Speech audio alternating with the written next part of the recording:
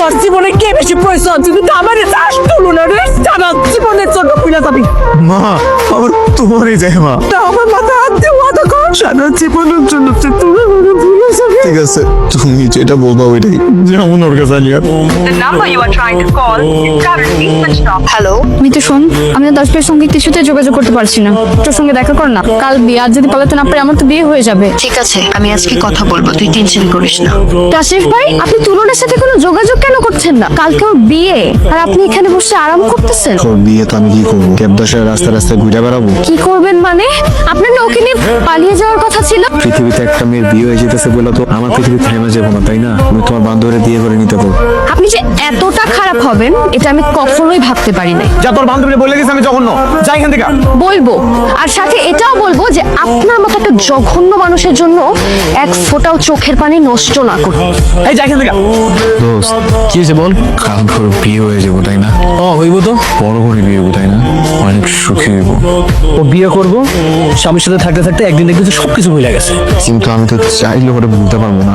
আমি তুলনারে ছাড়া থাকতে পারবো না, আমার ঘরে লাগবে।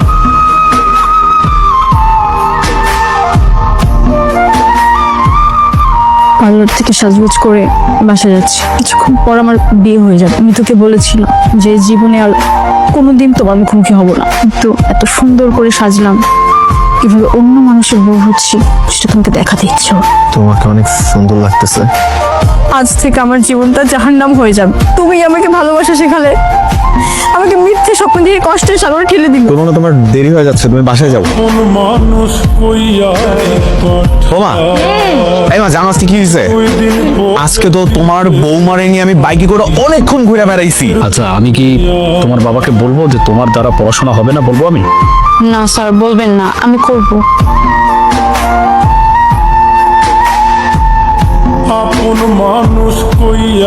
স্যার ওরে বাসায় যায় প্রাইভেট পড়ায়। আর একটা স্যার আছে, ওরে বাসায় গিয়ে প্রাইভেট পড়ায়। কে সেই স্যার? আমি আসলে মকবুল মাস্টারের ভাগ্নে।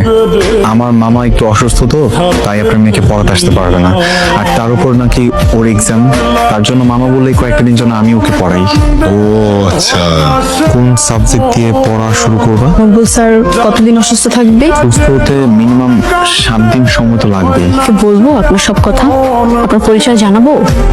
3 দিন স্যার, 3 দিনে সুস্থ হয়ে যাবে। বুঝতে পারছি। না না, আপনি যেরকম ভাবছেন সেরকম কিছু না, বেকার লেগে গেছে, সরি সরি। টিচার যদি এত স্মার্ট হয়, বেখেয়াল এরকম টুকটাক লেগে যেতেই পারে।